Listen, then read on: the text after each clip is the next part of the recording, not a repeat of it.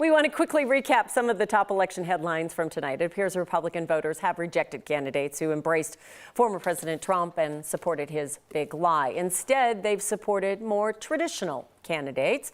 And here are some of the top headlines. Republican Joe O'Dea will be the Republican Senate candidate, taking on incumbent Democratic Senator Michael Bennet. O'Dea defeated State Representative Ron Hanks, an election denier. Heidi Ganahl has defeated Greg Lopez. She'll face Governor Jared Polis in November. Pam Anderson defeated conspiracy theorist Tina Peters in the Republican Secretary of State race. Anderson has rejected election rigging claims. Peters promoted them and is facing 7 felony charges for allegedly tampering with election equipment.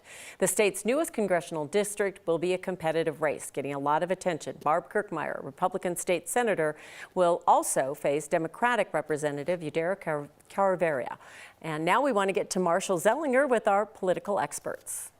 Now, you haven't been sitting here for 25 minutes like I suggested. You were actually doing some stuff online, which was great. Republican analyst Kelly Maher, Democratic analyst James Mejia. Kelly, it's your night. Let's start with you. The fact that there is no, well, I shouldn't say no, but that we don't have the high-profile election deniers of Ron Hanks, Tina Peters on the ballot moving forward. This is likely the best case possible for all Republicans on the ballot?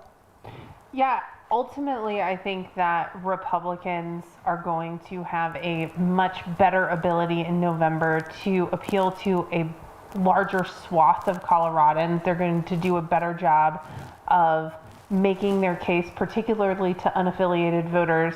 And I mean, also, as brought up continuously about Tina Peters, she was an albatross that was going to be hung around the neck of every other candidate because everyone else was going to have to answer questions about her had she won tonight, but she did not.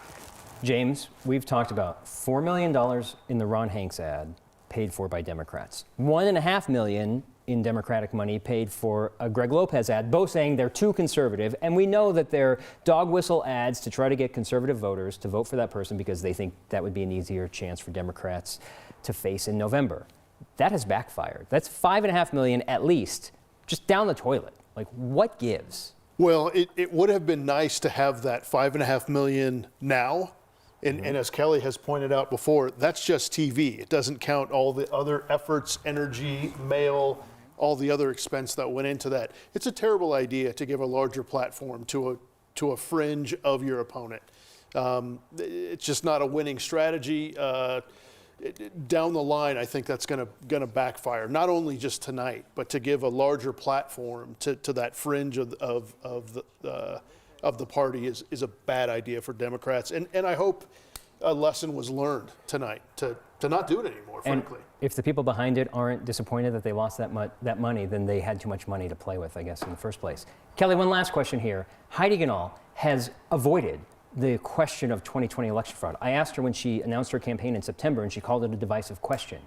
The fact that she hasn't taken a public stance on that, now that there are no real election deniers on the ballot, is this her move to be like, I don't agree. Yeah, no, Joe Biden won and I don't believe anything was wrong. Is that where this is going to go next? You know, I think that Heidi is going to have to speak for herself on that, and I have not spoken to her specifically about that issue. But ultimately, the fact that she defeated Greg Lopez speaks to the fact that Coloradans were looking for those candidates that can appeal more widely across the board. Most, if not all, of the races are definitive right now. There is one state house race we're watching that will get an update at 10 o'clock. James, you'll be curious about that. House District 6 between 2 Democrats for the state house, separated by 333 votes. Other than that, it's a short night. Thanks, James and Kelly.